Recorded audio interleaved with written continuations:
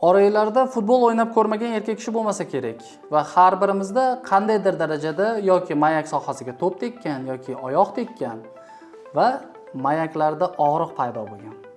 Bugun aynan mana shu mavzuda gaplashamiz, ya'ni mayaklarda bo'ladigan og'riqlar. Bugungi asosiy videomizning maqsadi sizlarga mayakda og'riq holatida to'g'ri yo'l ko'rsatish, ya'ni qanday yondashish kerak, qanaqa kasalliklar kuzatilishi mumkin. Hammasi haqida to'liq tushuntirib beraman. Kasalliklar qanday tekshiriladi, qanday davolaniladi, nimaga e'tibor berish kerak, qachon doktorga borish kerak, uy sharoitida nimalarga amal qilish kerak. Hammasi bitta videoda jamlaymiz. Qachon mayaklarda og'riq kuzatiladi? Mayakka turli xil tashqi tomondan berilgan zarbalar, mexanik zarbalar natijasida. Ikkinchisi, bo'ydoqlarda kuzatiladigan urug'larda dimlanib qolish holatida. Mayak ortig'ida kista rivojlanish natijasida. Hammamiz ko'p eshitgan varikatsiyada, rak holatida mayakda uchraydigan. Undan tashqari, hozirgi kunda juda ham ko'pchilikda ommalashib borayotgan turli xil darajadagi sababi noma'lum bo'lgan og'riqlar kuzatiladi. Ya'ni arxeologiya deyiladi. Sabab yo'q. Nimani hisobiganligi noma'lum. Mana shunday og'riqlar kuzatilishi mumkin. Va eng oxirgisi turli xil darajadagi mayak uni ortig'i yoki urug' yo'lidagi yallig'lanish kasalliklari, o'tkir hamda surunkali holatda. Yana bitta kasallik bor aytgancha. Bu gidrotseliya deyiladi. Mayakda suv yig'ilishi hisobiga ham og'riq kuzatilishi mumkin. Mana shu kasalliklar natijasida turli xil darajadagi og'riqlarni sezishimiz mumkin. Har biriga alohida to'xtalib o'tamiz. Birinchisi bu turli xil travmalar, ya'ni tashqi zarbalar, yiqilishlar, har xil joyga urib olishlar holatlari natijasida kelib chiqadigan travmalar. Bu holatda albatta shifokorga обязательно borish kerak. Borasiz, birinchi o'rinda mayakni o'zi tekshiruv bizga yordamga keladi. Mayakni o'zini, ya'ni mayakni sog'lomligi, ortig'ini holati, kapsulani holati hamda teri va teri osti gematomalari bor yo'qligini e'tibor qaratiladi. Bu bizga aniq tashxis qo'yishga yordam beradi. Agarda shu tekshirib o'tilgan narsalarning hammasi yaxshi chiqadigan bo'lsa, u holatda tashvishlanishga hech qanday o'rin yo'q. Oddiygina og'riqqa qarshi, yallig'lanishga qarshi davo choralari yordamida uy sharoitida bemalol nazorat qilib yurilsa bo'ladi. Ikkinchisi kasallik emas, ya'ni odat desak ham bo'ladi. Ko'pincha bo'ydoqlarda turli xil darajada masturbatsiya qilib yurishadi va orada qanaqadir tanaffus bo'ladi. Turli xil videolar ko'rishi yoki qanaqadir qizlar bilan muloqot natijasida urug'lar dimlanib qoladi, ishlab chiqariladi va dimlanish holati bo'ladi. Uzoq vaqt saqlanish hisobiga, ya'ni urug' chiqmasligi hisobiga. Buni natijasida bo'ladigan og'riqlar noyishibol deydi ruschasiga, hozir o'zbekchasiga qanaqa bo'ladi bilmayman. Simillovchi og'riqlar bo'ladi. Mana shunaqa holatda bo'lishi mumkin. Bu ham hech qanday xavfli joyi yo'q. Prosta o'sha keraksiz dimlanib qolgan urug'ni chiqarib yuborish natijasida sekin-astalik bilan o'zi urug' pasayganning hisobiga og'riqlar intensivligi pasayadi. Xo'p, uchinchi holat bizda varikatsiyaliya degan kasallik bor. Ya'ni mayak qon tomirlari, vena tomirlarini qon dimlanishi hisobiga klapan ishdan chiqishi natijasida kelib chiqadigan og'riqlar. Bular vaqti bilan bo'ladi. Ba'zan kuchli nagruzka berganimizda, ba'zan esa har xil reski harakatlar natijasida kuzatilishi mumkin. Bunday holatda asosiy e'tibor qaratiladigan narsa bu haqiqatdan varikatsiyaliya bor yo'qligini tashxislash. Ya'ni Doppler tekshiruv yordamga keladi.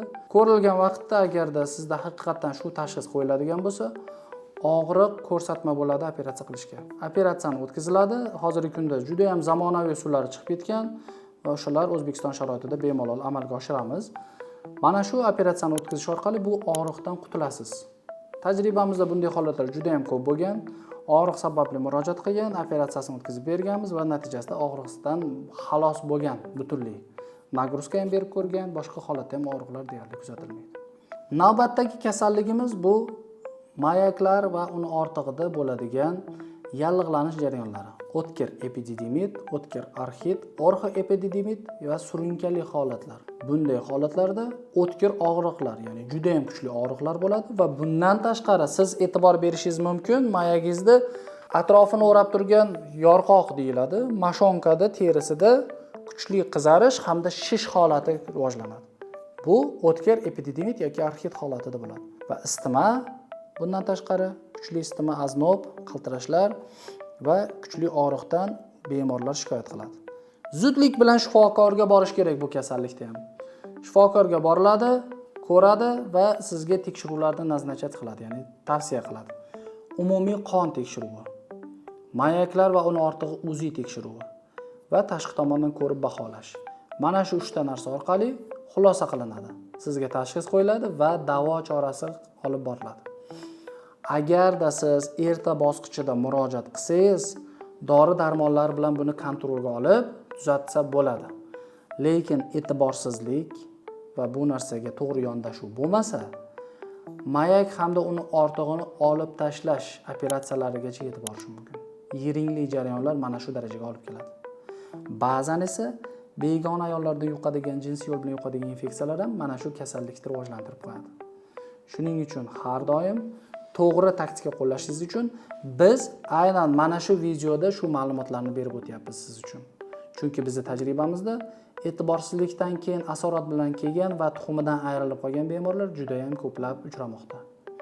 Shuning uchun har doim to'g'ri doktorga vaqtida murojaat qilish kerak.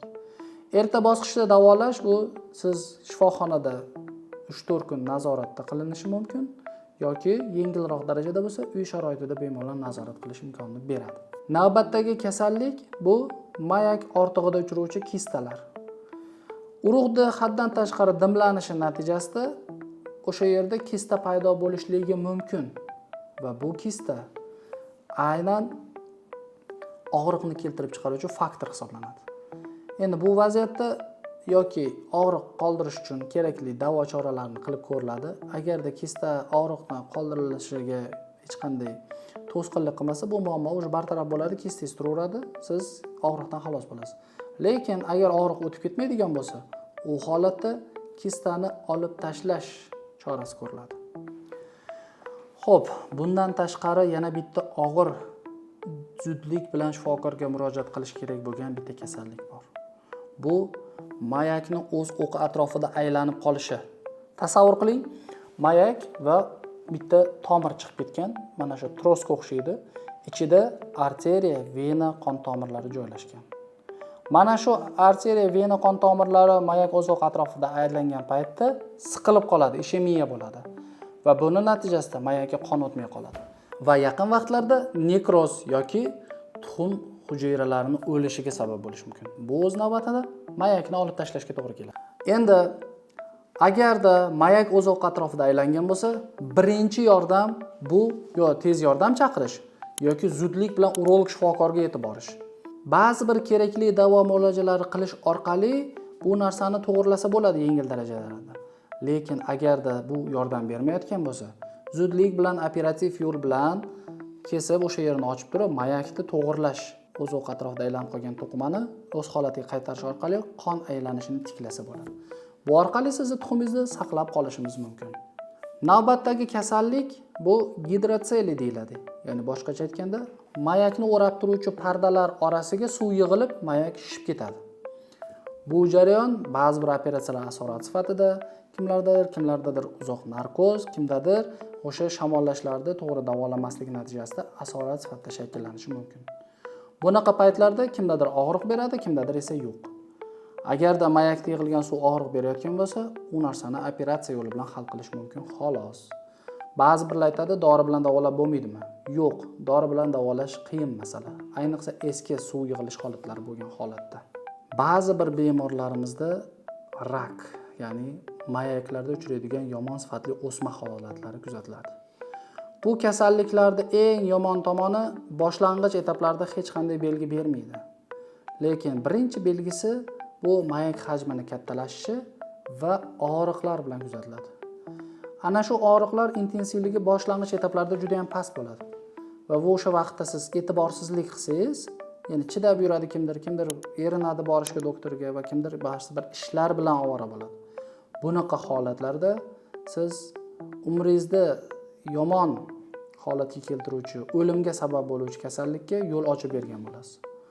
Shuning uchun har bir erkak kishi qanaqadir darajada mayakdagi og'riqqa shubha bo'lganda, albatta urologga kelib, kerakli tekshiruvlar. Hech bo'lmaganda oddiy UZI tekshiruvidan o'tib qo'ygan ma'qul.